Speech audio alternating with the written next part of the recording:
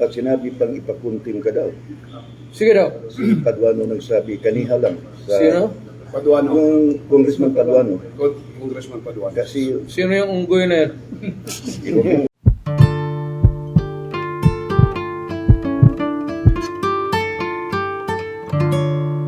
Mr. President, parang galit yata ang Quadcom na hindi mo daw sinipot ang hearing. Inimbitahan ka ba nila sa hearing? Bakit sila galitan doon man ako?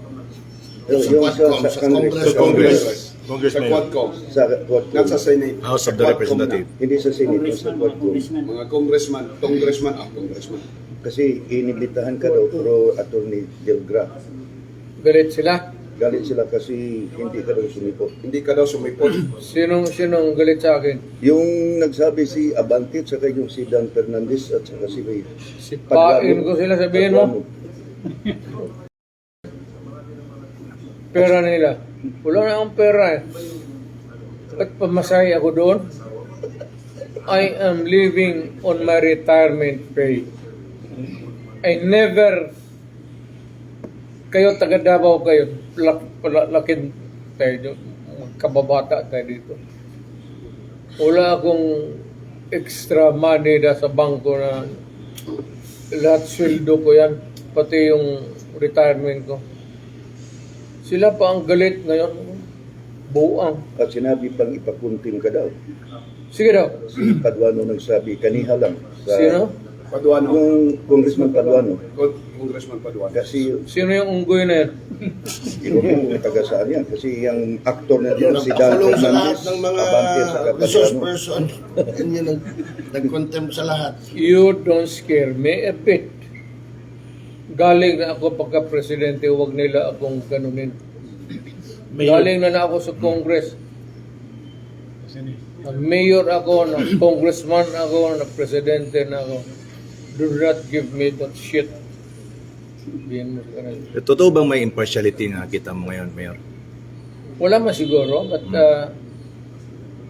alam mo, actually, wala, in fairness to the idiots, wala akong notice na pupunta ako ngayon.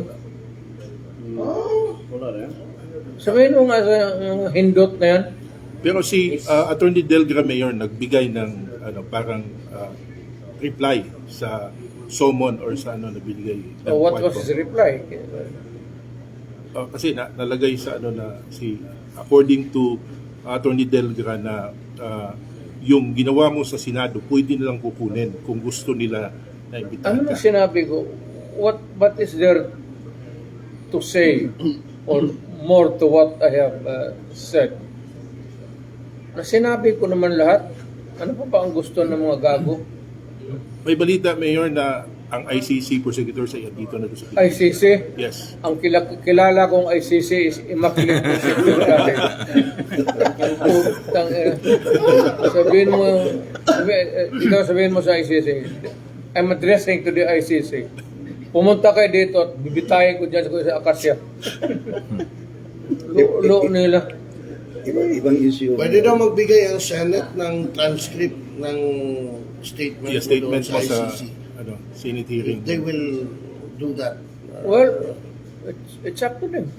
I mean, are you posing a question or are you informing me? Yeah. You're informing you that they are Giving all the giving all the, transcript. they will give the transcript out to ICC. It's a possibility. Well, go ahead. Be my guest. Mr. President, Yes. if in case the Quadcom Hindi na ako presidente. Rudy Duterte. Mayor, Rodrigo Duterte, if in Oh, case the Quadcom will invite you, bigyan ka nilang ng pamasahe, are you still willing to